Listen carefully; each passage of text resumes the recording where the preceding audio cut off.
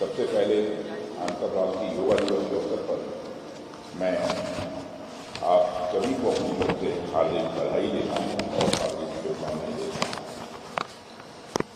मेरे लिए सचमुच यह प्रसन्नता का विषय है कि इस बार योग दिवस के अवसर पर मैं आप सभी के बीच यहाँ पर मौजूद हूँ। साथियों, भारत की सुरक्षा, संप्रभुता व अखंडता को अक्षुण्ण बनाए रखने में हमारी आर्मी का जो योगदान है, जो उसकी भूमिका है, उसे पूरा देश पूरी तरह से कर सकता है। आपके शौर्य और पराक्रम की गाथाएं लोगों की जुबान पर मौजूद है। कोई भी परिस्थिति हो, भारतीय सेना के जवान जिस तत्परता व मुस्तैदी से हमारी सीमाओं की सुरक्षा कर रहे हैं, उसके लिए यह राष्ट्र सदैव उनका ऋणी है। मैं भारतीय सेना के हर जवान के शौर्य साहस को नमन करता हूँ, जिन्होंने देश की सुरक्षा के लिए अपना सब कुछ समर्पित किया है।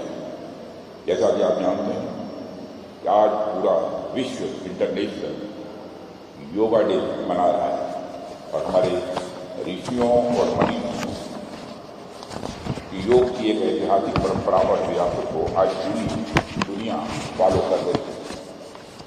साथियों, हमारे यहाँ योग केवल एक अभ्यास नहीं है, बल्कि एक वे ऑफ लाइफ है। जीवन जीने का यह तरीका है और यह कोई नई बात नहीं है। ये हजारों वर्ष, लाखों वर्ष, हजारों वर्ष पुरानी यह भारत की परंपरा है। आप सोचिए, एक समय था जब योग को सिर्फ भारत के ऋषियों और योगियों तक ही यह सीमित माना जाता था, लेकिन आज न्यूयॉर्क का टाइम्स स्क्वायर हो या पेरिस का एफिल टावर हो, हर जगह लोग योग मैट बिछाकर सूर्य नमस्कार कर रहे हैं और योगा कर रहे हैं। क्या यह किसी चमत्कार से कम है? यह भारत की बढ़ती सॉफ्ट पावर है। तो भारत की बढ़ती सॉफ्ट पावर है और योग इसका सबसे ताकतवर एम्बेसडर बन चुका है। साथियों, आज जब दुनिया स्ट्रेस, एंजाइटी और कन्फ्लिक्ट से जूझ रही है, तो मैं समझता हूं कि योग दुनिया के सामने एक यूनिवर्सल सॉल्यूशन बनकर उभरा है। योग लोगों को क्या में क्लैरिटी दे रहा है। और मैं ये कहूं तो गलत नहीं होगा कि योग एक आर्ट है, योग एक साइंस है, योग एक फिलॉसफी है और साथ ही साथ आध्यात्मिकता है, यानी स्पिरिचुअलिटी भी है।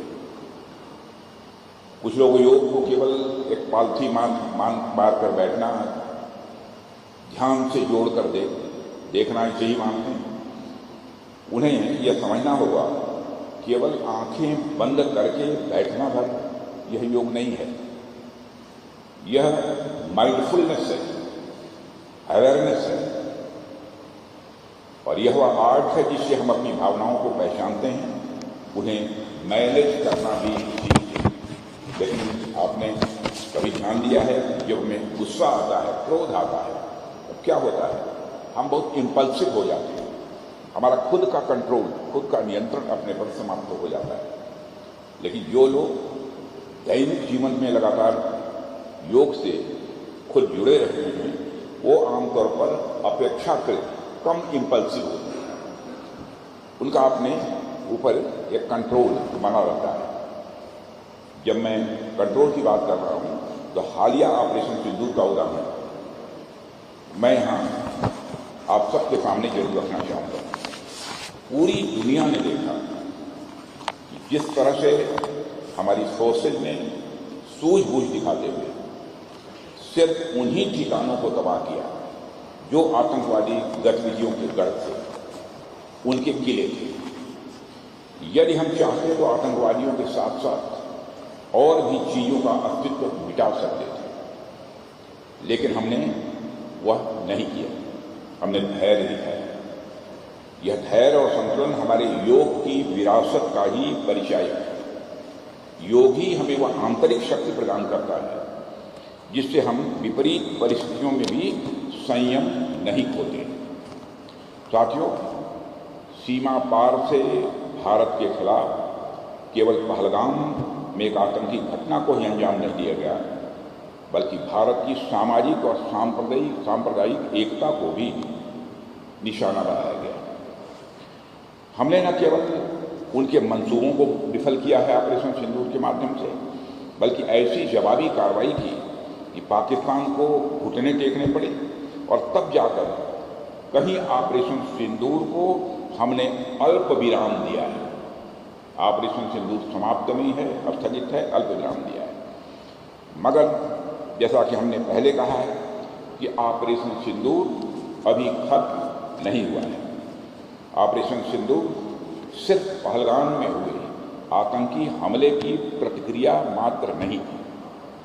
हमने इस ऑपरेशन के माध्यम से पाकिस्तान को यह बताया है कि भारत के खिलाफ आतंकवादी गतिविधियां चलाने का अंजाम बद से बदतर होने वाला है। ऑपरेशन सिंदूर 2016 की सर्जिकल स्ट्राइक और 2019 की एयर स्ट्राइक का एक नेचुरल प्रोग्रेशन। ऑपरेशन सिंदूर के माध्यम से हमने पाकिस्तान को बता दिया है कि आतंकवाद से भारत को हजारों घाव देने का उनका अभियान अब सफल नहीं होने वाला है। भारत की धरती पर होने वाला कोई भी आतंकी हमला पाकिस्तान को बहुत ही महंगा पड़ने वाला है। आतंकवाद के खिलाफ भारत हर तरह की कार्रवाई करने के लिए पूरी तरह से तैयार है। आप सबके सामर्थ्य पर, आप सबके समर्थन पर, आप सबके जज्बे के आधार पर मैं यह बात कह रहा हूँ। साथियों, पाकिस्तान भारत को भीतर से कमजोर करना चाहेगा, मगर पाकिस्तान को यह नहीं भूलना चाहिए कि भारत की एकता और अखंडता के लिए अगर मेजर सोमनाथ भारती ने अपने प्राणों की आहुति है, तो ब्रिगेडियर उस्मान जैसे महावीरों ने भी इस देश के लिए अपने प्राणों का बलिदान किया है। आज मैं उधमपुर में मौजूद हूँ और यहाँ से कुछ घंटों की ही दूरी पर नौशेरा की वह जगह मौजूद है जहाँ ब्रिगेडियर उस्मान ने भारत माता के लिए सर्वोच्च बलिदान किया था। आज जब सारा देश अंतर्राष्ट्रीय योग दिवस मना रहा है, तो हमें योग शब्द के सही मायनों का भी स्मरण करना चाहिए। योग का अर्थ है जोड़ना, समाज के हर वर्ग को भारत की संस्कृति और आत्मा के साथ जोड़ना, यही योग है। यदि इस काम में समाज का एक भी वर्ग पीछे छूटा तो समझे भारत की एकता और सुरक्षा का चक्र टूटा। इसलिए आज हम सब केवल शरीर का योग न करें, बल्कि समाज और विचार के स्तर पर भी योग करने की आवश्यकता है। यह काम बड़े संयम और धैर्य के साथ हम सभी को करना है। और साथियों, मैं आपको स्वयं अपना भी एक उदाहरण देता हूँ।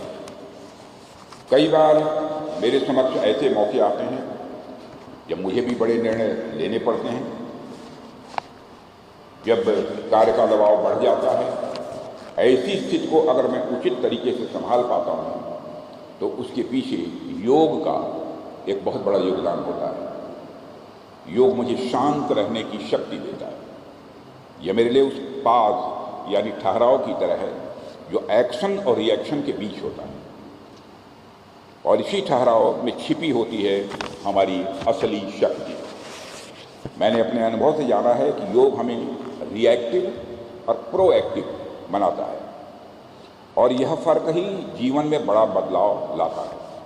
कल्पना कीजिए कि एक व्यक्ति क्रोध में आकर निर्णय लेता है और दूसरा व्यक्ति शांत चित्त होकर वही निर्णय लेता है, तो दोनों की दिशा और परिणाम अलग होंगे, और यही फर्क योग लाता है। मुझे अपनी सेनाओं से भी बेहद नज़दीकी से जुड़ने का अवसर मिला है। मैंने आर्म्ड फोर्सेस में भी अपने सैनिकों का योग के प्रति रुझान देखा है। कई जवान तो ऐसे हैं जो कि वह नियमित योग करते हैं, और इसका सीधा प्रभाव उनके डिसिप्लिन और फोकस पर दिखाई देता है। योग किसी भी सोल्जर को न सिर्फ शारीरिक रूप से बल्कि मानसिक रूप से भी तैयार करता है, जिसका लाभ हमें बैटल फील्ड में भी देखने को मिलता है। साथियों, माननीय प्रधानमंत्री श्री नरेंद्र मोदी जी ने जब कहा था कि yoga is India gift to the world, तो वह सिर्फ एक डिप्लोमेटिक लाइन नहीं थी, वह एक विजन था। आज भारत ने दुनिया को एक ऐसा टूल दिया है, एक ऐसी विधा दी है जो किसी भी सीमा, धर्म और संस्कृति से परे है। योग जब सिर्फ एक पर्सनल जर्नी नहीं है, यह एक ग्लोबल मूवमेंट बन चुका है। United Nations, World Health Organization और तमाम अंतर्राष्ट्रीय संस्थाएं इसे मेंटल और फिजिकल हेल्थ के फ्रेमवर्क में शामिल कर रही हैं। भारत के संबंध में और खासकर हमारी आर्म्ड फोर्सेस के संदर्भ में कहूँ तो यह हमारा सौभाग्य है कि अनेक योग संस्थानों ने, अनेक योगियों ने खुद अपनी तरफ से यह इनिशिएटिव उठाया है कि कैसे भारत के सैनिकों को शारीरिक रूप के साथ साथ आत्मिक रूप से भी मजबूत किया जाए। और अभी कुछ ही दिन पहले माउंट आबू में मैं एक ऐसे योग शिविर में सम्मिलित हुआ था। अनेक ऐसे संस्थान हैं जो आर्म्ड फोर्सेस के हमारे जवानों को योग से जोड़ रहे हैं और मैं इस योग दिवस पर उनका भी आभार व्यक्त करता हूँ, क्योंकि मैं माउंट आबू में गया था। मैंने देखा कि हमारे बहुत सारे तीनों फोर्सेस के ऑफिसर्स और जवान उस कार्यक्रम में मौजूद थे। आपने एक और दिलचस्प चीज़ देखी होगी कि हर बार जब दुनिया इंटरनेशनल योगा डे मनाती है तो हर साल इसकी एक थीम होती है जो एक ग्लोबल मैसेज देती है। आप इस बार की थीम देखिए तो यह yoga for one earth one health है। इससे पता चलता है कि भारत केवल अपने लिए ही नहीं सोचता है, हम विश्व कल्याण के लिए सोचते हैं। पूरी दुनिया को हमने परिवार माना है। वसुधैव कुटुंबकम का संदेश सारे विश्व को, दुनिया के किसी एक धरती से गया है तो हमारे और आपके देश की धरती भारत से गया है। और योग इस सोच का एक प्रैक्टिकल एक्सप्रेशन है। साथियों, भारत ने विश्व को शस्त्र नहीं शास्त्र दिए और योग ये हमारा सबसे प्रभावशाली शास्त्र है जो न शोर करता है न दिखावा, बस साइलेंटली दुनिया को बदल रहा है यह योग। और ये बदलाव अभी शुरुआत है। आज हमें गर्व है कि हमारे देश की प्राचीन परंपरा को दुनिया स्वीकार कर रही है, लेकिन इसके साथ ही एक जिम्मेदारी भी हमारे ऊपर है कि हम इसे केवल एक ट्रेंड बनाकर न छोड़ दें, बल्कि इसे हम एक जीवन शैली के रूप में अपनाएं। साथियों, आज जब हम इंटरनेशनल योगा डे मनाते हैं तो इसका क्रेडिट सिर्फ अतीत को नहीं, वर्तमान को भी देना होगा। खासकर माननीय प्रधानमंत्री जी को, जिनकी पहल पर यूनाइटेड नेशंस ने 21 जून को इंटरनेशनल योगा डे के रूप में घोषित किया है। और ये हमारे लिए सौभाग्य की बात है कि आज माननीय प्रधानमंत्री जी का मार्गदर्शन भी हम सबको प्राप्त हो। अंत में मैं यही कहना चाहूँगा कि योग हमारे लिए कोई विकल्प नहीं है। योग हमारे लिए कोई विकल्प नहीं है, बल्कि हमारे लिए संकल्प होना चाहिए। और इस संकल्प को हम सबको अपने जीवन में उतारने की ज़रूरत है। इसी आशा और विश्वास के साथ योग पूरी दुनिया की दिनचर्या का हिस्सा बने और सबके जीवन में एक सकारात्मक बदलाव लाए। मैं अपनी बात इसी निवेदन के साथ समाप्त करता हूँ और अंत में एक बार आप सभी को पुनः अंतर्राष्ट्रीय योगा दिवस की हार्दिक शुभकामनाएं देता हूँ।